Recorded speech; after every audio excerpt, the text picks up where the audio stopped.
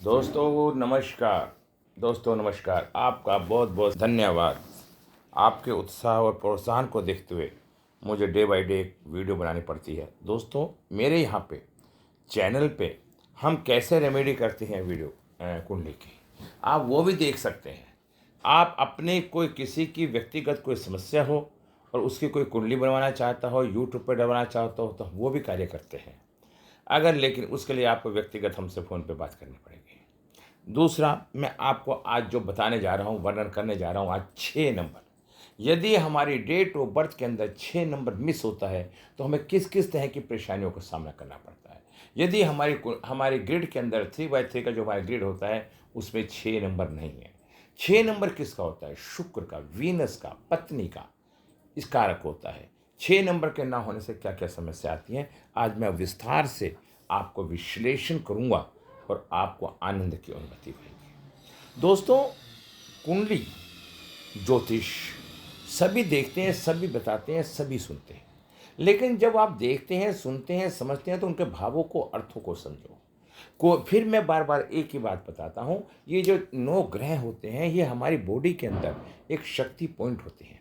ये एनर्जी है, ये कोई भगवान नहीं, कोई देवता नहीं, कोई ग्रह नहीं, ये एक शक्ति पॉइंट है हमारी बॉडी के अंदर, जिनकी एनर्जी एक्टिवेट होने से हमारी बॉडी का संचालन सुचारू रूप से सही चलता है। और किसी कारण से इनमें से कोई भी ग्रह एक्टिवेट नहीं हो पाता या उसकी शक्ति एनर्जी कम हो जाती है तो उस ग्रह से संबंधित परेशानियां हमारी बॉडी को, हमारे जीवन को में पड़ने लगती हैं और हम उसे एक भगवान का दोष, कर्मों का दोष सब कुछ मानते हैं। उसके बारे में भी मैं आपको विस्तार से बताना चाहता हूँ।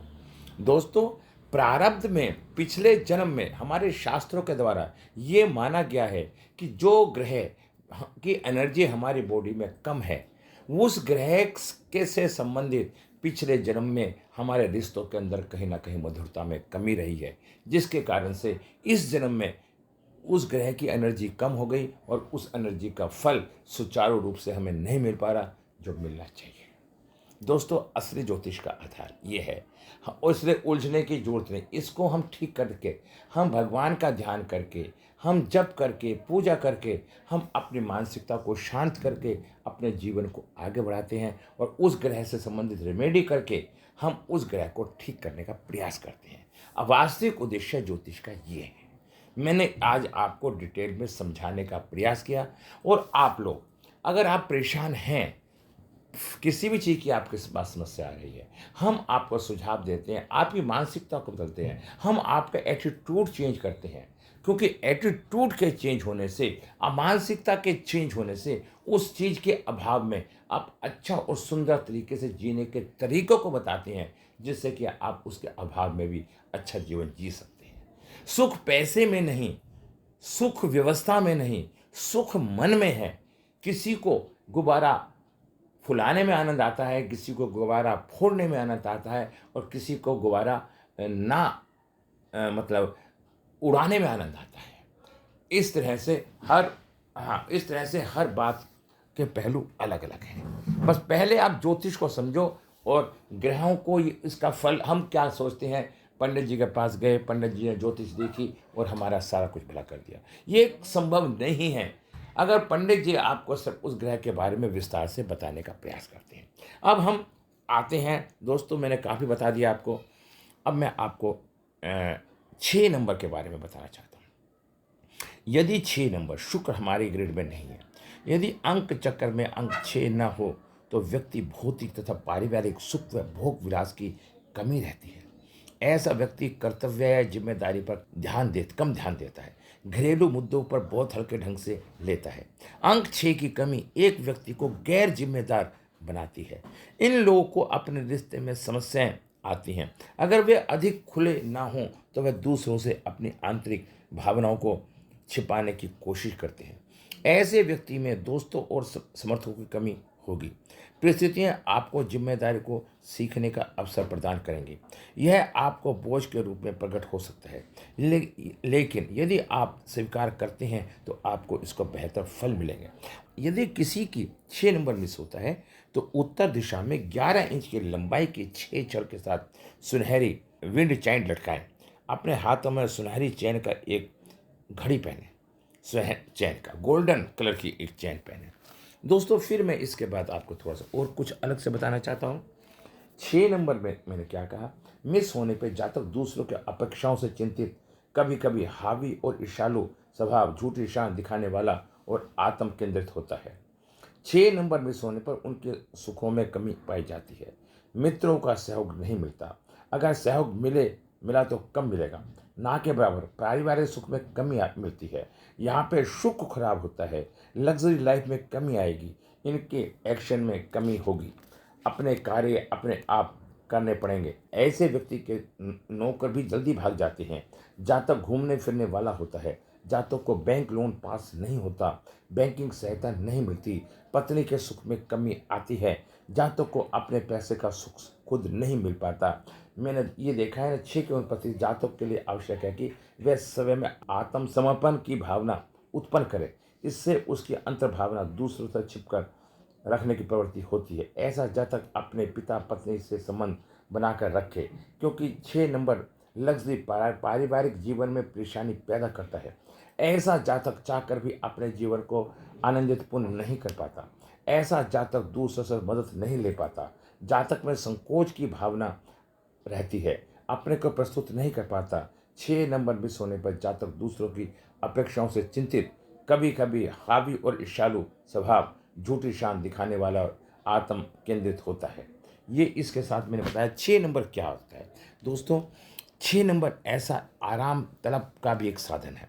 अगर 6 नंबर मिस हो जाता है तो उसका सुख, वैभव, लग्जरी पर्सनल लाइफ में सुख की कमी आ जाती है। मैरिज लाइफ में सुख नहीं मिल पाता, गाड़ी नौकर चाकर में कमी आती है। 6 नंबर प्रोवाइड ऐसे व्यक्ति को करना चाहिए।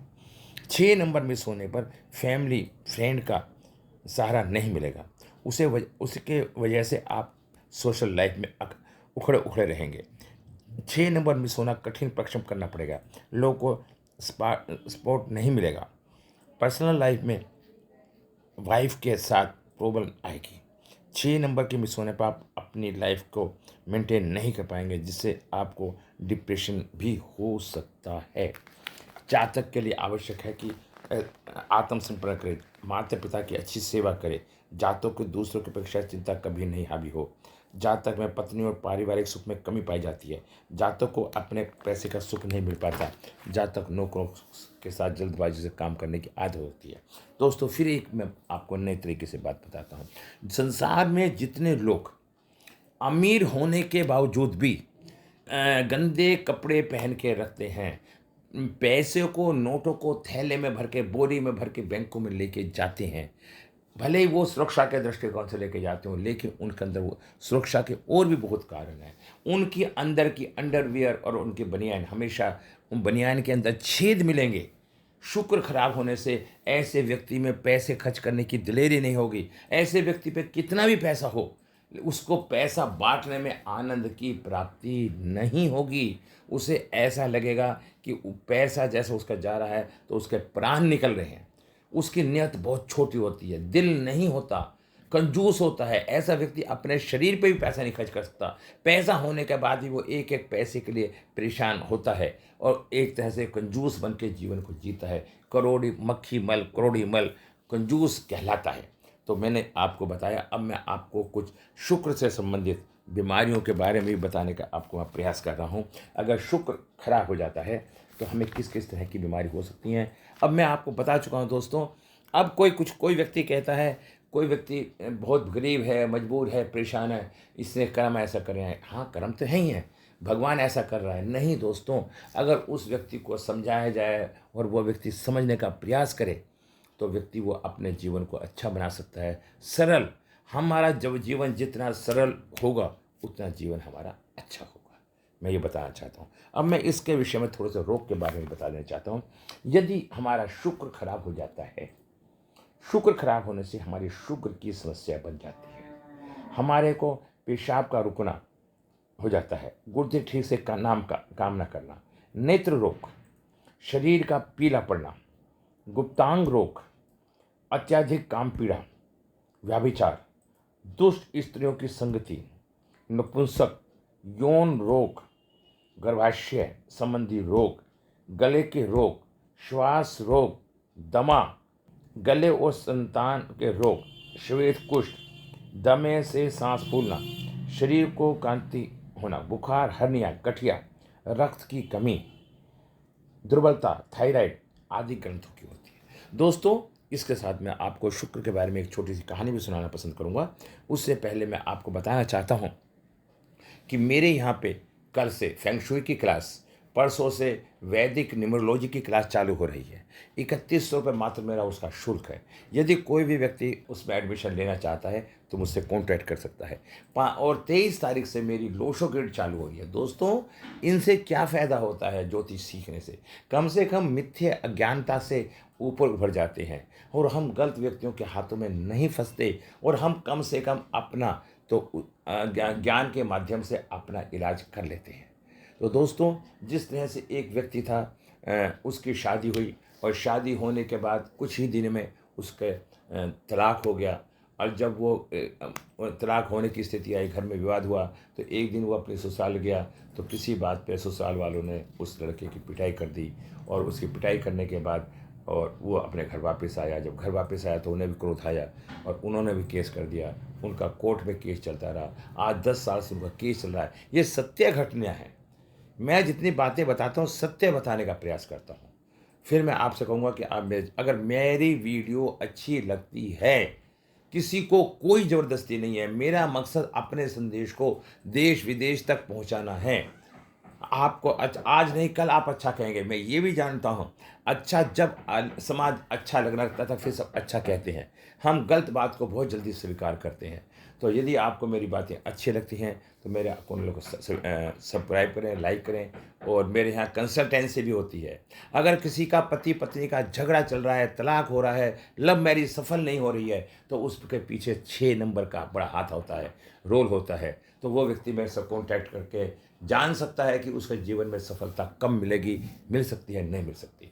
तो इन्हीं आशा और विश्वास के साथ मैं अपनी वाणी पे विराम लगाता हूँ। नमस्कार, जय हिंद।